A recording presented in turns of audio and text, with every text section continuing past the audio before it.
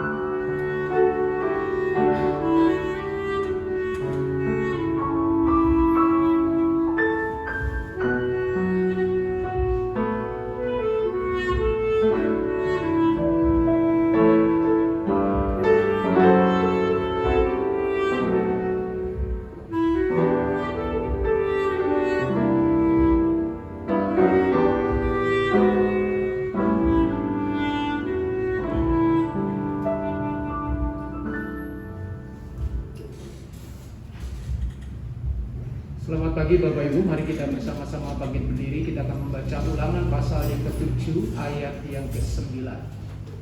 Bersama-sama 2, 3. Sebab itu haruslah kau ketahui bahwa Tuhan Allahmu dialah Allah, Allah yang setia, yang memegang perjanjian dan kasih setianya terhadap orang yang kasih kepadanya dan berpegang pada perintahnya sampai kepada beribu-ribu keturunan. Mari kita akan memuji lagu yang pertama.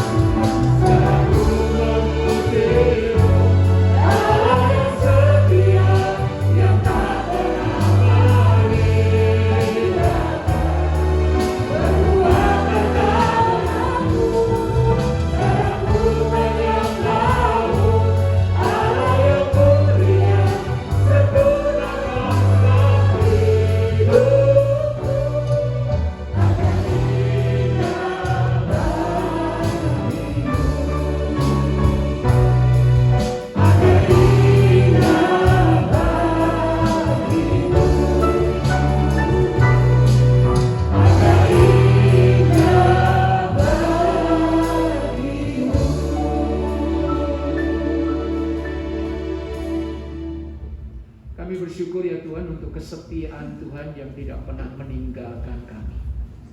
Kami tahu kehidupan yang kami jalani dari hari ke hari, dari bulan ke bulan, dari tahun ke tahun, bahkan dari waktu ke waktu ketika kami bangun dari tidur dan kami tidur kembali. Ada sekian banyak hal yang kami tidak bisa prediksikan. Kadangkala kehidupan kami begitu lancar, kadangkala kehidupan kami benar-benar diberkati oleh Tuhan. Tapi dalam sekejap bisa ada badai. Dalam sekejap ada kesulitan, tantangan, bahkan hempasan di dalam kehidupan kami. Dan ketika kami mengalami kondisi seperti ini, mungkin banyak orang meninggalkan kami. Mungkin banyak orang memaki-maki kami. Mungkin banyak orang menyalahkan kami. Mungkin banyak orang memberikan penilaian-penilaian negatif di dalam kehidupan kami. Namun kami bersyukur Engkau adalah Allah yang setia. Engkau adalah Allah yang selalu hadir di tengah-tengah segala kondisi apapun yang kami alami. Bahkan Engkau adalah Allah yang hadir ketika kami patah hati, ketika kami tergeletak, karena Engkau yang bisa mengangkat kami. Seperti orang yang tergeletak di jalan, Engkau mengirim orang Samaria yang bisa menolong, yang bisa menyembuhkan, yang bisa mengobati. Maka Engkau juga bisa mengirimkan burung gagak untuk memelihara Elia ya Tuhan. Dan kami bersyukur untuk kesetiaan Tuhan, untuk kebaikan Tuhan yang begitu luar biasa, yang tidak pernah jemu-jemunya Engkau nyatakan di dalam kehidupan kami ya Tuhan. Supaya melalui pernyataan itulah Engkau ingin menyatakan kepada setiap kami bahwa kami ini adalah milik Tuhan, umat tebusan-Mu, umat yang Kau selamatkan, umat yang Kau angkat kami dari lumpur dosa, untuk Kau pindahkan di dalam kehidupan yang dimana kami boleh masuk di dalam kerajaan anak-Mu, yaitu Tuhan Yesus Kristus. Kami bersyukur ya Tuhan untuk keajaiban Tuhan. Kami bersyukur untuk cinta kasih Tuhan yang tidak pernah berubah di dalam kehidupan kami. Kami bersyukur untuk segala kebaikan dan rahmat Tuhan yang selalu baru di dalam kehidupan kami. Dan itu tidak pernah membuat kami menjadi jenuh dan kecewa, tapi justru membawa kami lebih dan lebih lagi seperti Raja Wali naik dengan kekuatan sayapnya menembus badai, karena di situ kami boleh menemukan kekuatan yang melimpah dari Tuhan sendiri. Mari Tuhan Kau bawa kami untuk kami boleh memiliki iman sebiji sesawi, sehingga di dalam iman sebiji sesawi inilah kami boleh mampu memindahkan segala persoalan, gunung persoalan di dalam kehidupan kami ke tempat yang lain, supaya disitulah Engkau bertata, dan disitulah kami boleh melihat bagaimana keajaiban Tuhan terjadi atas kehidupan kami. Ampunilah segala dosa serta kesalahan kami, sucikanlah kehidupan kami ya Tuhan. Kadangkala kami lalai, kadangkala kami arogan, kadangkala kami sombong, kadangkala kami putus asa, kadangkala kami depresi ya Tuhan. Dan emosi-emosi yang demikian itu seringkali iblis pakai untuk membuat kami meragukan cinta kasih daripada Tuhan yang begitu besar ya Tuhan. Lawatlah kami Tuhan, jamalah kami ya Tuhan, pulihkanlah kami Tuhan, bawa kami kepada pertobatan yang sejati. Ketika kami tahu ada dosa yang kami lakukan, kami tidak menikmatinya Tuhan, kami meninggalkannya, kami membuangnya di dalam kehidupan kami. Menjelang akhir zaman ini ya Tuhan, biarlah setiap orang termasuk kami mencari wajah Tuhan, karena itulah yang berkenan kepada Engkau ya Tuhan. Setiap orang boleh kembali kepada Engkau, karena disitulah kami boleh menemukan berkat dan anugerah Tuhan yang begitu luar biasa. Sekali lagi Tuhan, kami tetap menyerahkan untuk acara kebersamaan tanggal 22 Oktober yang akan datang ya Tuhan. Tuhan melindungi, Tuhan menjagai kurang lebih 135 jemaat ya Tuhan akan mengikuti acara kebersamaan di Neno ya Tuhan. Engkau kiranya Memo ya Tuhan, Engkau kiranya memberkati baik kesehatan, baik masa perjalanan sampai acara di sana, semuanya Tuhan menghandle ya Tuhan, sehingga kami pergi pulang dengan penuh sukacita, karena ada damai sejahtera, ada perlindungan Tuhan yang begitu luar biasa. Kami juga berdoa ya Tuhan untuk persiapan Natal ya Tuhan. Engkau kiranya memberkati sehingga semuanya bisa kami handle dengan baik, dan Natal tahun ini bisa membawa jemaat-jemaat Tuhan untuk kembali lagi mengalami kegairahan di dalam mengikut Engkau ya Tuhan, dan kebangunan rohani itu bisa terjadi ya Tuhan. Dan kami juga ingin berdoa ya Tuhan Kalau memang Tuhan berkehendak, kami ingin bisa memiliki tambahan ruangan di belakang mimbar ini ya Tuhan. Engkau kiranya yang bekerja ya Tuhan, mengizinkan tahun manajemen ya Tuhan, untuk bisa memberikan kepada kami kesempatan untuk bisa mengembangkan tempat ibadah ini ya Tuhan. Dan kami percaya ke depan Engkau akan mengirimkan banyak jemaat Tuhan untuk ibadah di tempat ini. Dan Engkau kira akan memulihkan setiap orang-orang yang ada di tempat ini, jemaat Tuhan, untuk mengalami hati yang mengasihi Tuhan. Sekali lagi Tuhan, kami menyerahkan ibadah ini dari awal pertengahan hingga akhirnya, semuanya ke dalam tangan Tuhan. Kami menantikan lawat Tuhan, jamaah Tuhan, melalui puji-pujian, melalui kebenaran firman Tuhan, dan melalui iman. Hanya di dalam nama Kristus kami serahkan doa ini. Amin. Ada sukacita hari ini? Amin. Mari kita akan memuji nama Tuhan dengan lagu yang kedua. Sambil kita putar.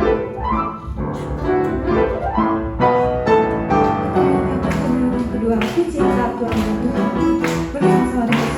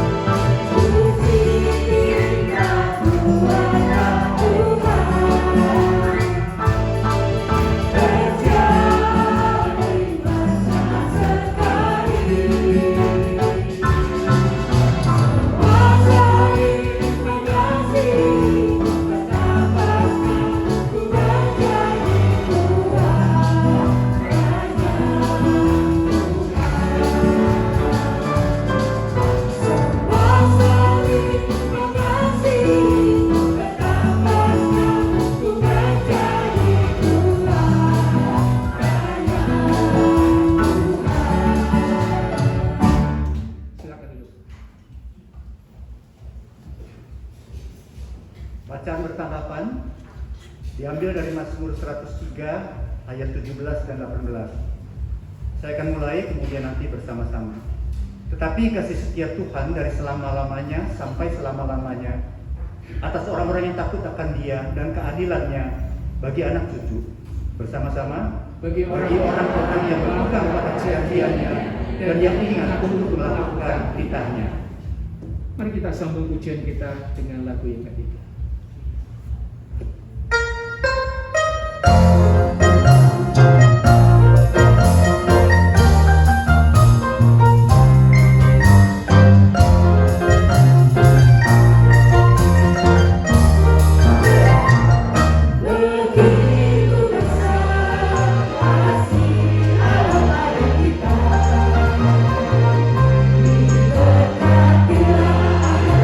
kita di mana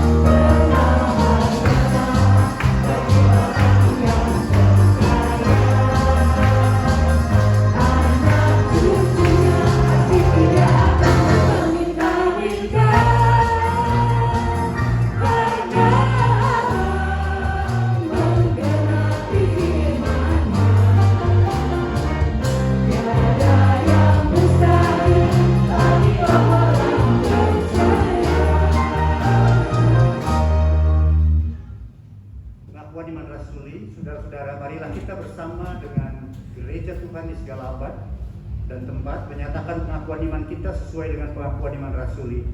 Aku percaya kepada Allah, Bapa yang Maha Kuasa, Khalik langit dan bumi, dan kepada Yesus Kristus anaknya yang tunggal Tuhan kita, yang dikandung dari Roh Kudus, lahir dari anak darah Maria, yang menderita sengsara di bawah pemerintahan Pontius Pilatus, disalibkan, mati dan dikuburkan, turun ke dalam kerajaan maut. Pada hari yang ketiga bangkit pula dari antara orang mati, naik surga, duduk di sebelah kanan Allah, Bapa yang Maha Kuasa. Dan dari sana ia akan datang untuk menghakimi orang yang hidup dan yang mati. Aku percaya kepada Roh Kudus, gereja Kudus dan Maha, persekutuan orang kudus, pengampunan dosa, bangkitan orang mati, dan hidup yang kekal. Amin. Silakan duduk. Kita patut bersyukur kepada Tuhan kalau hari ini Pendeta Sandra, salah satu hamba Tuhan di tempat kita yang pelayanan di sekolah, boleh menyampaikan firman Tuhan. Dan saya berdoa supaya firman Tuhan ini boleh memberkati kita semua. Amin. Silakan. Puji Tuhan, mari Bapak Ibu kita berdoa. Tuhan, kami bersyukur kalau pada hari ini kami sekali lagi diberikan kesempatan bukan saja boleh datang bersama-sama di dalam ruangan ini, tetapi kami boleh bersama-sama beribadah di hadapan Tuhan. Kami boleh bernyanyi, kami boleh memuji dan mengagungkan bersama-sama. Tetapi Tuhan, biarlah kami bukan saja bersama-sama, tetapi kami boleh hidup di dalam kesatuan, hidup di dalam kerukunan, baik di dalam gereja, baik di dalam pekerjaan kami, bahkan juga hidup satu, hidup rukun di dalam keluarga kami. Oleh karena itu Tuhan, pimpin kami hari ini agar sungguh firman Tuhan yang akan kami dengar bukan saja sekedar informasi, tetapi sungguh menggugah hati kami, menegur kami Tuhan, bahkan memotivasi kami, membangun iman kami, sehingga kami boleh mau mengerjakan kehidupan dalam kesatuan, dalam kebersamaan, dalam kerukunan. Karena disitulah Tuhan akan memancarkan, menyampaikan berkat demi berkat. Tuhan, pimpin kami dan juga berkati hamba-Mu dalam menyampaikan agar setiap kami boleh bersama-sama belajar firman Tuhan. Demi dan di dalam nama Yesus Kristus kami bersyukur dan kami berdoa. Amin. Amin. Puji Tuhan. Bapak Ibu, kita hari ini topik kita berbicara soal lintasan berkat, dan topik kita juga berbicara mengenai keluarga, saudara ya, karena ini merupakan bulan keluarga di mana kita boleh bersama-sama merayakan, bersama-sama memasuki puncak pelayanan GEHO Kim Tong, yaitu adalah bulan keluarga ini. Nah, Bapak Ibu, firman Tuhan hari ini terambil dalam satu bagian dalam Mazmur 133 ayat yang pertama sampai dengan ayat yang ketiga. Mari Bapak Ibu, saya undang setiap kita untuk boleh membacanya bergantian. Saya ayat yang pertama, Bapak Ibu ayat yang kedua, dan ayat yang ketiga kita baca bersama-sama. Mazmur 133 ayat yang pertama sampai dengan ayat yang ketiga. Demikian firman Tuhan, persaudaraan yang rukun. Nyanyian ziarah Daud, sungguh alangkah baiknya dan indahnya apabila saudara-saudara diam bersama dengan rukun. Silakan.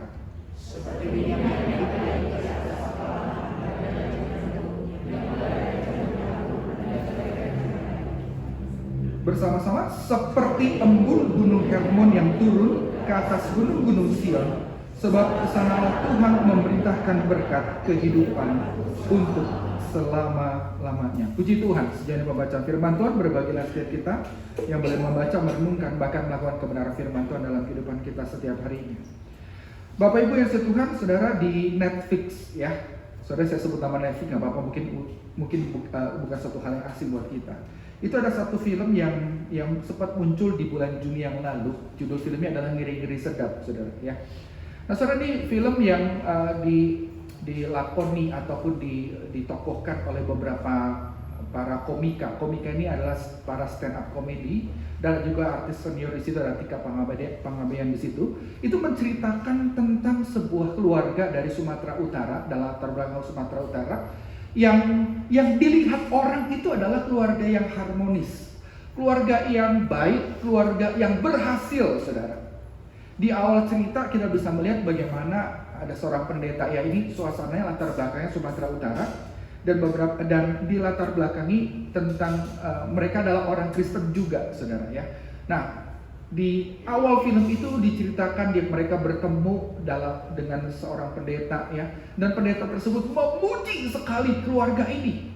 Bahkan dia berkata, aduh sungguh nggak salah kalau saya itu memberi contoh keluarga kalian dalam khotbah saya. Waduh saudara ya, satu gambaran di awal yang menggambarkan betapa luar biasanya, betapa harmonisnya, betapa baiknya, dan bahkan betapa terhormatnya keluarga ini, keluarga Bapak Domu, begitu saudara. Nah tetapi faktanya justru sebaliknya. Mereka yang kelihatannya harmonis, kelihatannya rukun, kelihatannya berhasil karena anak-anaknya berhasil merantau, tetapi justru sebaliknya. Justru papanya Pak Domu ini tuh sebenarnya nggak sreg dengan anak-anaknya yang pergi merantau. Ada anak yang merantau berhasil di Bandung, tapi mau menikah dengan orang yang latar belakangnya berbeda, saudara. Ada satu lagi anak yang lulusan sarjana hukum, tapi jadi pelawak, ditampil di TV, jadi artis. Ada satu lagi anak yang paling bungsu, dia itu setelah lulus dalam satu kampus yang bicara soal pertanian, yang mengajarkan pertanian, dia bukan balik ke rumah, tapi malah ngurusin orang lain, ngurusin pekerjaan orang lain di Jogja. Hanya anak yang kedua, anak yang cowok, yang cewek saja yang tinggal bersama dengan mereka. Bapak Ibu Tuhan, saudara, kenapa sih bisa terjadi demikian? Ya saudara bisa nonton filmnya, ini menarik sekali dan bagus sekali karena berbicara soal keluarga. Kenapa kok bisa terjadi demikian? Karena mereka tidak pernah merasa nyaman dengan keluarga. Anak-anaknya merasa, udahlah lebih baik saya mah gak usah pulang ke rumah lah. Ngapain pulang ke rumah, berantem terus sama bapak, berantem terus sama bapak, gak enak. Udah mendingan gak pulang, gak usah pulang. Meskipun di hadapan banyak orang mereka adalah orang yang harmonis, keluarga yang baik dan sebagainya. Bapak Ibu yang dikasih oleh Tuhan, sadar atau tidak sadar, ketidaknyamanan, ketidakharmonisan, kita bisa tampilkan sesuatu hal itu bagus, indah, namun sebenarnya kita tidak nyaman, sebenarnya kita tidak menikmati keluarga kita, komunitas kita, kebersamaan kita, saudara. Dan hal itu bisa saja terjadi di gereja. Saudara bisa kenal satu dengan yang lainnya, tahu satu dengan yang lainnya, tetapi Anda tidak menikmati kebersamaan. Itu bisa saja terjadi dalam lingkungan pekerjaan kita. Anda bisa pergi ke kantor, Anda punya atasan, Anda punya bawahan, tetapi Anda tidak menikmati. Anda berada di dalam masa-masa yang tidak nikmat dan masa-masa yang penuh dengan ancaman. Dan saudara, bahkan ketidaknyamanan ini bisa terjadi juga di dalam keluarga. Kita bisa kumpul bersama-sama dengan keluarga kita, baik keluarga inti kita, baik juga keluarga besar kita, tapi kita merasa gak nyaman, gak enak, saudara. Saya ingat betul saudara, kalau Imlek itu biasa kita suka kumpul bareng-bareng, betul nggak Bapak Ibu? Tapi saya tahu ada satu keluarga saya itu satu keluarga ya kalau waktu kumpul tuh kelihatannya kalau mau datang cuma sebentar habis itu pulang. Kenapa? Karena mereka nggak nikmat. Kita makan sama-sama, makan yang sama, daging babi hong yang sama, begitu Bapak Ibu. Tapi tidak menikmati kebersamaan itu. Mendapatkan ampau yang sama mungkin begitu, tapi tidak menikmati kebersamaan itu. Bapak Ibu Tuhan, artinya kita bisa bersama-sama hadir di tempat yang sama, melakukan hal yang sama, tetapi namun sekali kita tidak memiliki kebersamaan, kita tidak memiliki kesatuan. Kayak orang di pasar, saudara ya, kalau saudara lihat orang di pasar, mereka berada dalam tempat yang sama, mereka sama-sama melakukan hal yang sama, berdagang, jual beli. Tetapi mereka tidak memiliki kebersamaan. Mereka saling sikut, mereka saling berusaha untuk menarik para pembeli untuk membeli apa yang dijualnya, saudara, dan bersaing satu dengan yang lainnya. Nah, saudara, kita bisa bersama-sama, kita bisa hadir di tempat yang sama, kita bisa beribadah di dalam gereja yang sama, tapi belum tentu kita memiliki kebersamaan, belum tentu kita memiliki kesatuan. Bapak Ibu ini saudara Tuhan, bangsa Israel yang melakukan perjalanan ziarah, perjalanan ibadah ke Yerusalem, itu merupakan satu momen penting, satu momen besar, satu momen istimewa bagi orang-orang Israel. Waktu mereka datang ke hari raya, dan itu diperintahkan oleh Tuhan, itu ada di dalam aturan Taurat, saudara. Nah, Bapak Ibu Tuhan, saudara, di Yerusalem inilah orang-orang Yahudi itu dipersatukan. Mereka datang bersama-sama ke Yerusalem. Mereka datang untuk beribadah, untuk merayakan hari raya mereka masing, hari raya yang ditetapkan itu. Tetapi saudara, kalau kita perhatikan baik-baik, perjalanan umat Allah ini menuju ke Yerusalem, menuju ke tempat untuk beribadah ini, itu sangat crowded, saudara. Kalau saudara perhatikan baik-baik, jalan untuk menuju ke Yerusalem itu bukan jalan yang besar, saudara. Peneliti mengatakan kurang lebih 3 meter lebih, saudara, 3 meter sampai 4 meter. Dan saudara bayangkan, puluhan ribu orang itu datang bersama-sama menuju ke Yerusalem. Dan ketika orang datang beribadah ke Yerusalem, misalnya hari raya Paskah, hari raya di mana Pondok Daun dan sebagainya, saudara, itu bukan satu momen yang bahagia, tetapi bukan satu hal yang menyenangkan sebenarnya. Karena mereka harus datang sana, mereka harus menginap. Bayangkan saja saudara, ribuan orang datang di situ. Itu pasti penginapan penuh, mendadak penuh. Orang-orang berbondong-bondong untuk apa, saudara? Untuk mendapatkan, mencari tempat penginapan yang terbaik buat keluarganya. Berusaha mendapatkan yang terbaik, jalan yang baik, bahkan juga suasana yang baik. Di tengah-tengah crowded, banyak orang di situ, saudara. Memang satu momen yang luar biasa, momen yang istimewa. Tetapi justru di tengah-tengah kesesakan itu, di tengah-tengah di mana mereka berdesak-desakan, di mana mereka berusaha mencari penginapan yang terbaik, mencari tempat yang terbaik buat dia, disitulah justru kebersamaan itu, kebersamaan umat Allah itu malah berpotensi melahirkan konflik, betul nggak? Melahirkan perselisihan, melahirkan kemarahan, melahirkan ketersinggungan satu dengan yang lainnya. Orang mau ibadah desak-desakan. Saudara pernah lihat? Pernah berdesak-desakan? Enak gak, saudara? Kalau orang rame berdesak-desakan, naturnya apa? Naturnya aku pasti lebih dulu, betul gak? Aku pengen lebih dulu nih. Ya kalau bisa aku bersama dengan rombonganku, dengan keluargaku, aku mau dapatin dulu. Pas kita kan desak-desakan, kita sikut sana, sikut sini supaya dapat. Kalau enggak, kita akan kalah. Kalau enggak, kita nggak mendapatkan tempat yang bagus. Kalau enggak, kita nggak mendapatkan tiket di mana kita ngantri dan seterusnya. Nah, hal itu tersebut bisa mengancam kebersamaan umat Israel. Mengancam. Nah, itu sebabnya pemazmur ini dituliskan waktu dalam ibadah mereka untuk mengajarkan dan mengingatkan bagaimana cara ibadah yang benar itu di hadapan Tuhan. Dan mengingatkan juga bahwa mereka datang beribadah itu, datang di dalam kesatuan dan kebersamaan sebagai umat Tuhan, saudara. Nah, kenapa? Karena kalau tanpa kebersamaan ini, tanpa hati yang satu ini, tanpa sikap yang rukun ini, maka tidak akan pernah membuat ibadah itu punya makna yang luar biasa.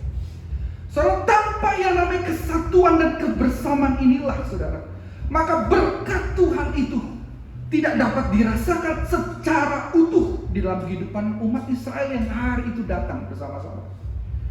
Dan oleh sebabnya Tuhan, pemazmur di sini mengatakan sungguh alangkah baiknya dan indahnya. Sungguh indah dan juga apa? Baik, saudara. Apabila saudara-saudara itu datang beribadah dengan rukun. Dan di dalam kerukunan inilah ada keindahan, ada kebaikan. Dan mereka bisa mengalami seperti judul kita hari ini, mengalami lintasan berkat Tuhan, saudara. Bapak Ibu Tuhan, ayat yang pertama itu mengatakan alangkah baik, alangkah indah. Terjemahan harafiahnya indah itu tuh menyenangkan, saudara. Menyenangkan, membuat orang bukan saja senang, tapi menyenangkan, saudara. Di dalam dunia ini di dalam hidup ini tuh banyak hal yang menyenangkan tapi nggak baik, betul nggak, saudara? Ya, banyak hal yang menyenangkan dalam hidup ini, tapi nggak baik. Contohnya apa? Makanan. Ya, saudara, kalau suruh pilih makanan goreng-gorengan sama makanan yang makanan sehat-sehat, saudara lebih pilih mana? Banyak di antara kita milih makanan gorengan. Bukan berarti saudara nggak boleh ya, saudara ya. Kenapa? Karena fast food gorengan entah apa tuh bentuknya, saudara, itu menyenangkan. Saudara bisa menikmatinya, itu menyenangkan buat lidah Anda, menyenangkan buat mulut Anda. Tetapi justru malah tidak baik, saudara, apalagi dalam porsi yang banyak. Saudara, dalam hidup kita tuh banyak sekali yang menyenangkan, namun nggak baik. Tetapi pada bagian ini mengatakan sungguh baik dan menyenangkan. Jadi rukun itu, hidup di dalam kesatuan itu, hidup di dalam anugerah kesatuan, hidup dalam kebersamaan di dalam Tuhan itulah. Itu bukan saja menyenangkan, bukan saja enak dilihat, tetapi baik, indah, dan baik. Nah, pertanyaannya, seberapa indah dan baik kerukunan itu sih sebenarnya? Saudara, seberapa indah dan baiknya kerukunan yang digambarkan oleh pemazmur? Nah, Bapak Ibu Tuhan, saudara, menariknya di sini. Di dalam bagian ini, pemazmur itu berusaha menggambarkan baiknya dan indahnya kerukunan itu, saudara. Ya. Nah, kalau kita perhatikan baik-baik, ada dua gambaran yang dijelaskan pada bagian ini. Ya. Nah, baik dan indahnya kerukunan itu yang pertama-tama dijelaskan itu digambarkan seperti minyak yang baik. Minyak yang baik di atas kepala Harun yang meleleh ke janggut dan juga meleleh ke janggut Harun dan juga ke leher jubahnya. Bapak Ibu, waktu kita mendengar bagian ini itu agak asing buat kita. Tapi bagi orang Israel, apa yang disampaikan pemazmur itu gak asing. Karena minyak yang dimaksud itu bukan sekedar minyak wangi ataupun minyak yang saudara mungkin bisa beli di toko parfum, tapi minyak di sini adalah minyak khusus, apalagi menyebut Harun di sini, yang mengacu pada Keluaran pasal 30, saudara. Yaitu minyak yang betul-betul dibuat khusus, diracik khusus untuk pengurapan, untuk penabisan, untuk pengurapan Harun dan juga keturunannya, Bapak Ibu. Jadi minyak ini tuh nggak sembarangan, ya, nggak sembarangan, saudara. Kalau kita baca Keluaran pasal 30, Tuhan tuh memerintahkan agar membuat minyak yang khusus ini, yang berharga ini itu dari bahan-bahan khusus, dari kayu manis, bahkan juga dari bahan-bahan tertentu, rempah-rempah, beratnya pun 500 sikal, diukur betul-betul detail, saudara. Detail, dan bahkan dikatakan kalau ada orang yang memakai minyak ini dengan cara yang salah, mengurapi ataupun memakai minyak ini ke badan orang yang selain Harun dan keturunannya, orang tersebut harus dilenyapkan. Bahkan kalau ada orang yang berusaha mereplika, ini nggak boleh. Orang tersebut itu harus dilenyapkan, saudara. Jadi kudusnya minyak ini, saudara. Kudusnya karena detail. Saudara, apa yang membuat jam mahal, saudara? Ya, kalau jam itu ada jam digital, ada jam yang mekanik yang dulu. Saudara, jam mekanik dulu, saudara, ya, saya pernah belajar.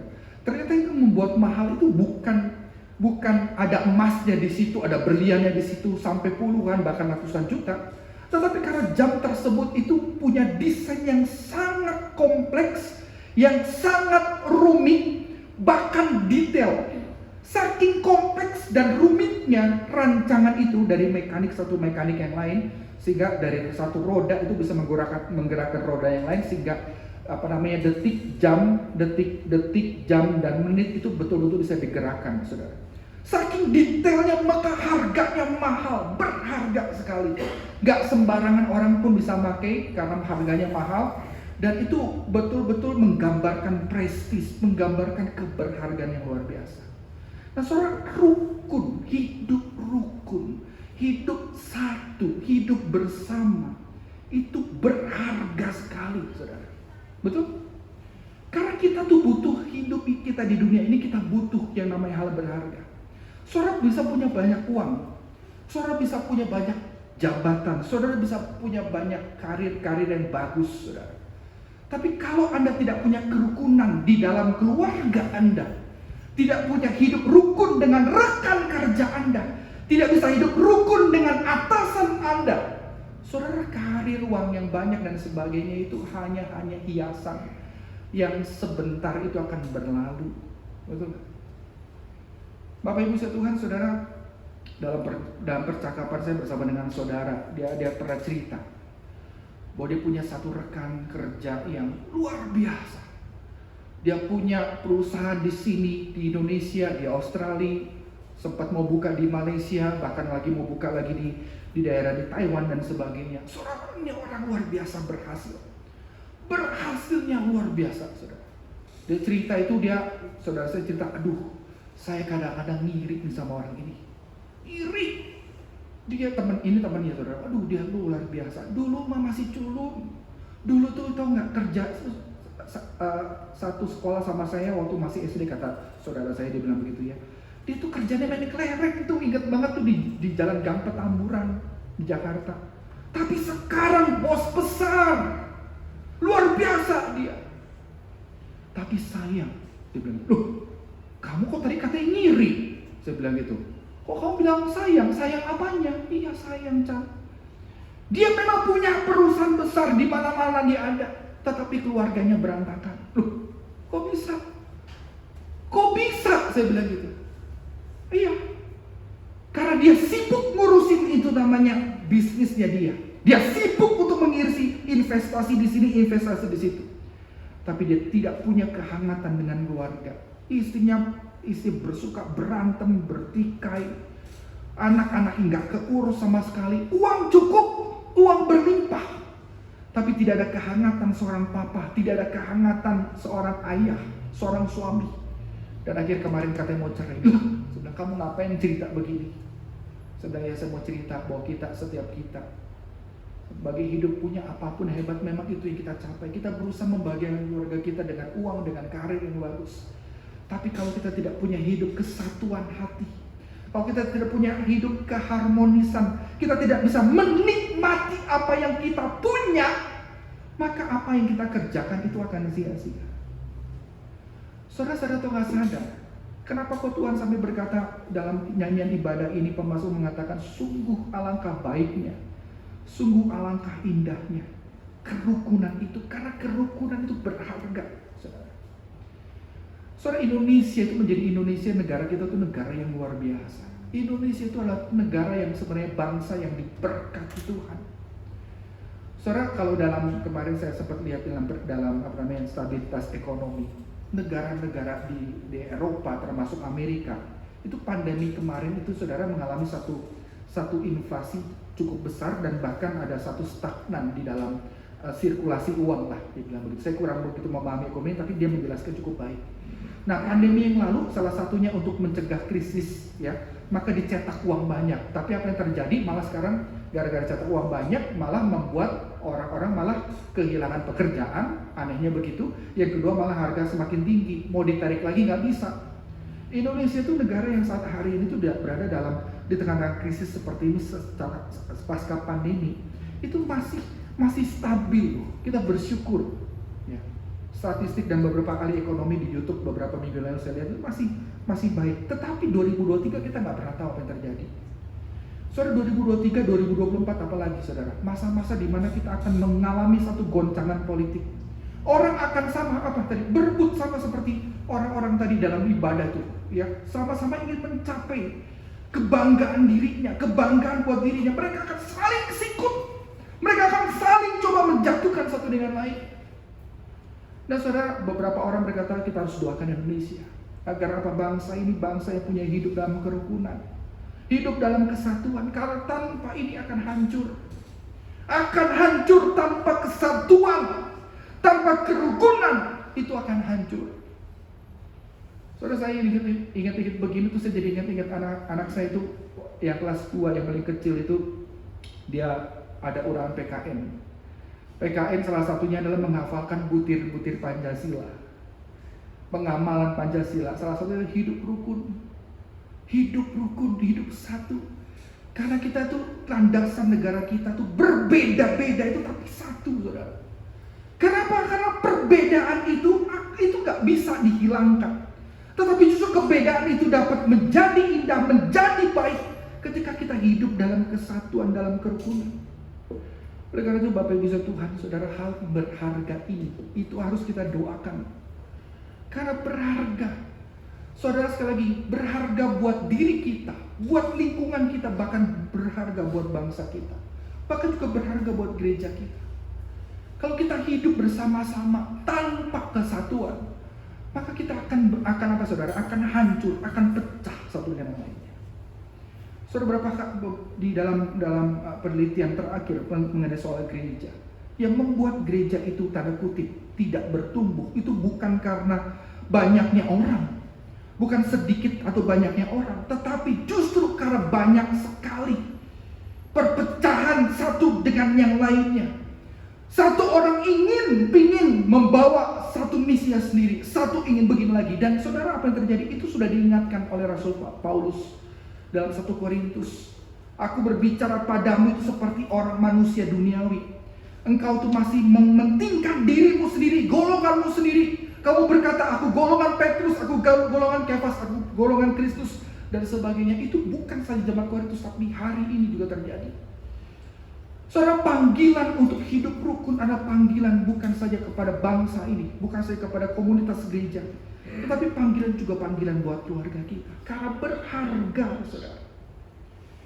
Dan gambaran yang kedua, saudara, digambarkan kenapa indah dan betapa baiknya itu menyenangkan hidup rukun. Karena bukan saja berharga, tetapi ayat yang ketiga itu digambarkan seperti embun dari gunung Hermon, saudara. Nah, Bapak Ibu, pada bagian ini waktu orang Israel mendengar embun gunung Hermon, itu udah langsung mereka paham. Kenapa? Karena mereka memahami langsung connect. Kenapa? Karena mereka tahu betul yang namanya gunung Hermon itu merupakan menjadi satu bagian yang bisa menyuburkan, yang menghidupi, saudara, menghidupkan sekelilingnya. Saudara, gunung Hermon ini diapit dari beberapa negara, saudara, beberapa bangsa. Ada bangsa Edom dan sebagainya, bangsa yang tidak mengenal Tuhan dan seterusnya. Tetapi justru dari gunung Hermon inilah, saudara, sekeliling-kelilingnya itu mendapatkan sumber air, mendapatkan kehidupan, mendapatkan kesuburan. Di tengah-tengah padang yang gersang, yang kering itu, ada sumber air yang menyuburkan, yang menghidupkan, yang membuat keindahan di sekelilingnya. Bapak Ibu, gambaran tentang embun gunung Hermon ini, itu benar menjelaskan betapa menyenangkan, betapa menghidupkan ketika Anda dan saya hidup dalam kerukunan. Betapa hidupnya, saudara, ketika Anda dan saya hidup dalam kerukunan. Bapak Ibu Tuhan, waktu Anda dan saya itu mau satu hati, waktu kita tuh mau sama-sama hidup dalam kesatuan, justru itulah yang namanya ada kehidupan. Di situ yang namanya ada kehidupan. Saudara, masih ngomongin soal Imlek tadi, saudara, ya, ngomongin soal Imlek. Bapak Ibu, banyak juga di antara kita, saudara, kadang-kadang nggak suka dengan acara besar. Kenapa? Karena sekali lagi, kita bisa hadir dalam suasana yang sama, kita bisa ketemu, ngobrol satu dengan yang lainnya, tapi kita tidak mendapati ada kehidupan di situ. Ya. Saudara, gereja itu bisa jadi demikian. Kita bisa hadir ibadah, kita bisa saling ngobrol satu dengan yang lainnya, tetapi ketika kita ada kesehatian, kita bawa diri kita masing-masing, cara kita masing-masing, maka tidak ada yang namanya kehidupan di situ. Bapak Ibu Tuhan, saudara, kalau bermain sepak bola, saudara, ya, salah satu hal yang paling utama adalah teamwork. Dan teamwork itu terjadi kalau masing-masing bagian itu tuh bisa berperan dengan baik. Ya, berperan dengan baik. Saudara, kesebelasan saya yang saya suka itu AC Milan. AC Milan ini beberapa waktu yang lalu tuh, berapa tahun yang lalu tuh menjadi klub yang hidup segan, mati tak mau, saudara, ya. Tapi tahun yang lalu tuh baru dapat Scudetto, dapat juara, saudara. Pemainnya bukan pemain yang luar biasa, beberapa di antara mereka tuh pemain yang sudah usianya di atas 35 tahun. Tetapi salah satu strategi yang diterapkan oleh Stefano Pioli, yaitu pelatihnya, itu adalah bagaimana menempatkan posisi orang itu tepat, dan mereka bisa saling bekerja sama, bisa saling membangun kesatuan untuk tujuan yang sama. Dan membangun ini gak gampang, saudara. Butuh hari lepas hari, waktu lepas waktu untuk membangun kesatuan ini. Nah, saya pikir juga itu juga yang Tuhan inginkan dalam hidup kita. Tuhan ingin kita hidup rukun karena di dalam kerukunan inilah terjadi kehidupan. Pertanyaannya, Pak, saya paham lah yang namanya kita hidup rukun. Saya tahu bahwa hidup rukun itu seperti tadi digambarkan, seperti minyak yang berharga, seperti embun gunung Hermon. Tetapi menjadi pertanyaannya hari ini, gimana caranya saya bisa membangun kesatuan hati ini? Nah, saudara, Bapak Ibu Tuhan, di dalam slide selanjutnya, mungkin boleh dibantu selanjutnya ya. Saudara, di dalam perjanjian baru, ternyata kerukunan ini bisa terjadi, kesatuan umat Allah ini bisa terjadi, itu digenapi di dalam Yesus Kristus. Kalau kita perhatikan baik-baik dalam Efesus pasal 4 ayat ke-16, Paulus menggambarkan bahwa Kristus adalah kepala gereja, dan seluruh anggotanya itu menjadi rapi dan tersusun dan mengarah kepadanya. Dan hal ini terjadi karena apa? Ada karena penebusan Kristus. Ada karya penebusan yang Tuhan lakukan agar kita menjadi satu. Agar kita menjadi satu dan bersama. Dalam Yohanes 17 ayat yang ke-20 sampai 24, saudara. Nah, oleh karena itu Bapak Ibu Tuhan, Filipi itu mengingatkan kita. Kristus yang adalah kepala gereja, dia telah mati sehingga dengan kematiannya engkau bukan lagi musuh Allah. Kau bukan lagi seteru Allah, tetapi sahabat Allah. Dan melalui kematian itulah engkau disatukan dalam satu iman, satu baptisan. Nah, oleh karena itu Filipi pasal 2 ayat yang ke-5 mengatakan, hendaklah engkau itu hidup bersama, menaruh pikiranmu, menaruh hatimu, menaruh perasaanmu yang terdapat juga dalam Kristus. Saudara, kesatuan itu ternyata digenapi di dalam Kristus. Karena kematiannya sekali lagi dia telah mempersatukan kita. Dan itulah sebabnya kita dipanggil untuk meneladani Kristus. Dan teladan Kristus itu apa, saudara? Teladan Kristus adalah apa? Dia mengorbankan dirinya. Dia tidak mengutamakan kepentingan sendiri. Itu sebabnya Filipi pasal 2 dikatakan, hendaklah kamu tuh sama seperti Kristus. Tidak mengutamakan kepentingan diri sendiri, tapi mengutamakan kepentingan orang lain. Bapak Ibu, Tuhan ingin kita mengerjakan kerukunan ini dengan meneladani Kristus itu. Dia berkorban, dia tidak mengutamakan keinginannya. Dia melakukan kehendak Bapa untuk umat manusia dan mengajarkan kepada kita untuk hidup sama seperti Kristus. Bapak Ibu, ya apa yang menjadi permasalahan dari film Ngeri-Ngeri Sedap yang di awal tadi? Apa yang menjadi permasalahan dari Pak Domu di film ini itu tersebut? Ternyata kalau saudara perhatikan baik-baik, saya nggak mau disclaimer, saudara, saya nggak mau bocorin ya, saudara bisa nonton sendiri. Itu karena apa, saudara? Karena tidak ingin banyak di antara keluarga ini menggambarkan kita kerap kali sebagai seorang ayah, bahkan sebagai seorang anak, bahkan sebagai seorang suami, istri, kita sering kali tidak mengutamakan kepentingan orang lain, tidak mengutamakan kepentingan anak-anak kita. Kita berusaha mementingkan kepentingan diri kita karena kita merasa diri kita paling benar. Dan itulah yang menjadi kegagalan terbesar dalam keluarga. Itulah yang menjadi persoalan terbesar dalam kehidupan kita, Bapak Ibu. Firman Tuhan hari ini mau mengajak kepada kita sama seperti firman Tuhan minggu yang lalu yang bicara soal perjamuan kudus, siapa yang terbesar. Ini masih kaitannya sama. Tuhan mau mengajak kepada kita untuk apa? Untuk belajar, untuk tidak mengutamakan kepentingan diri kita sendiri.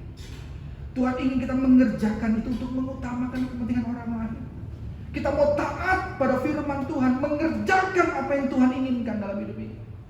Sehingga apa? Sehingga apa yang terjadi? Ada lintasan berkat demi berkat yang akan terjadi. Bapak Ibu Tuhan, saudara, saya sempat pernah melayani di salah satu tempat di gereja di Bandung, praktik 2 bulan. Nah, suatu kali di dalam praktik weekend, suatu kali saudara saya menjadi pembina remaja. Di dalam pengurus remaja itu ada satu remaja yang saya lihat nih luar biasa. Luar biasanya kenapa? Karena dia aktif melayani, dia sungguh-sungguh dalam pelayanan, dan tugas kepercayaan yang dipercayakan sama dia itu adalah menjadi seorang bendahara. Saudara, setiap kali udah selesai ibadah, dia selalu hitung sangat tepat uang persembahan. Dia catat, dia buat laporan. Saya nggak perintah, saya nggak minta, tapi dia buat. Dia laporkan waktu lagi rapat, saudara. Dia kerjakan detail, ada acara Paskah dan Natal dan sebagainya. Dia pembukuan itu sangat detail, sangat rapi. Dia cowok saudara ya, remaja pria, dan tapi sangat detail, sangat rapi sekali. Kalau bikin notulen rapat itu betul-betul jelas, dibaca juga enak. Ini luar biasa, punya talenta yang luar biasa. Suatu kali saudara, waktu lagi selesai ibadah, tiba-tiba dia datang sama saya dan wajahnya sangat sendu sekali. Saya bilang, kamu kenapa? Mau ngomong apa? Saya penasaran gitu kan. Kamu ada persoalan apa di sekolah? Ada persoalan apa di mana dan sebagainya. Dia bilang, Pak, Coach Chandra, saya lagi bergumul. Bergumul apa? Coach Chandra ngajarin kan kemarin hari Sabtu yang lalu waktu care group. Kita harus menghormati orang tua.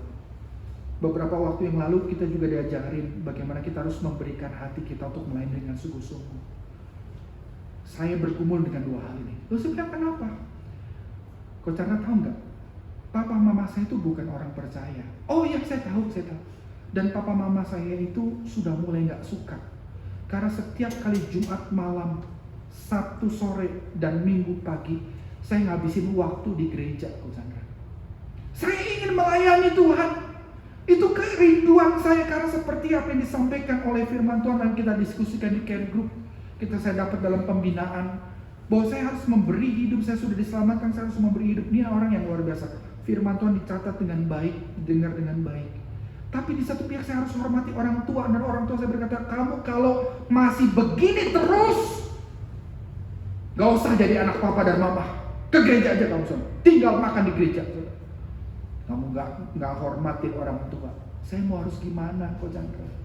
Di satu pihak saya harus melayani Tuhan, karena ini kerinduan saya. Tapi di satu pihak katanya saya hormati orang tua. Kalau saya hormati orang tua melakukan apa yang mereka inginkan, berarti saya harus gak boleh melayani. Saya gak melayani, jadi saya mau undur melayani. Gimana nih Coach Chandra? Saudara, dalam percakapan yang betul-betul membuat dia bingung, saya bilang, firman Tuhan berkata apa? Hormati orang tuamu. Saya bilang, hormati orang tuamu. Dan perintah ini adalah perintah yang bukan saja sekedar perintah, tapi juga ada berkatnya. Hormatilah orang tuamu, maka akan lanjutlah usiamu, akan diberkatilah engkau. Hormati orang tuamu.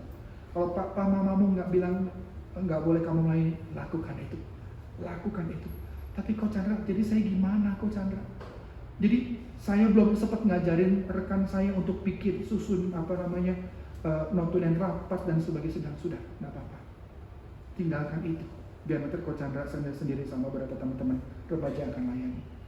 Saudara, intinya saya akhirnya minta dia lakukan firman Tuhan, taat sama firman Tuhan. Minggu selanjutnya dia nggak datang, saudara.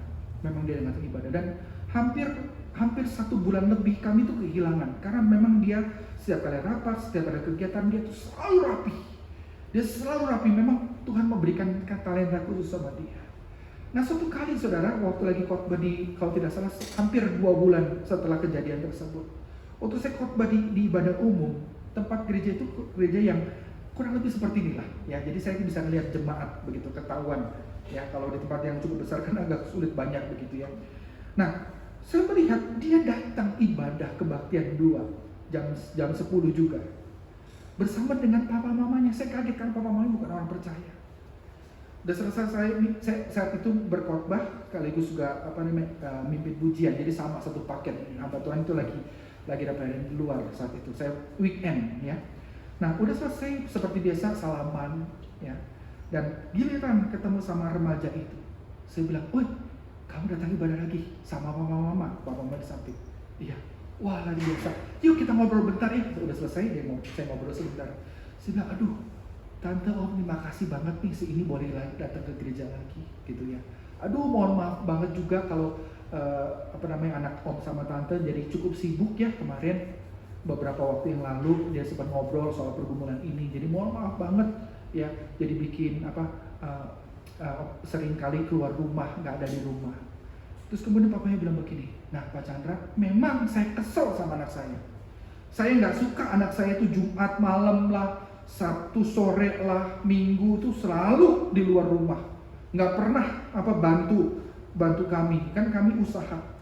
Tapi entah kenapa selama 1 bulan ini tuh saya memang nggak suka dia tuh pergi ke gereja, tapi dia taat. Saya tanya, minggu pertama waktu lagi setelah dia nggak ke gereja, saya tanya, kamu kenapa nggak ke gereja? Iya, disuruh Coach Chandra kata tafsir firman Tuhan begitu. Lo tak firman Tuhan ngomongnya apa? Hormati orang tua. Jadi saya harus hormatin papa mama. Itu kata Coach Chandra, itu kata firman Tuhan. Nah, saya jadi penasaran. Ini berarti ternyata gereja ini tuh ngajarin yang benar dong buat anak saya. Makanya saya datang hari ini. Memang saya pikir itu cuma hanya omongan dia aja. Tapi dia taat, dia nggak ke gereja. Dan saat hari ini saya jadi penasaran. Itu gereja isinya apa sih? Dan saudara tahu nggak? Kedua orang tua ini yang melarang anaknya datang ke gereja dan melarang anaknya untuk pelayanan. Dan waktu itu saya lihat sendiri bersama dengan pendeta saat itu di gereja tersebut membaptis, ikut katekisasi, dan akhirnya orang tuanya dibaptis. Hanya gara-gara ketika apa? Seorang anak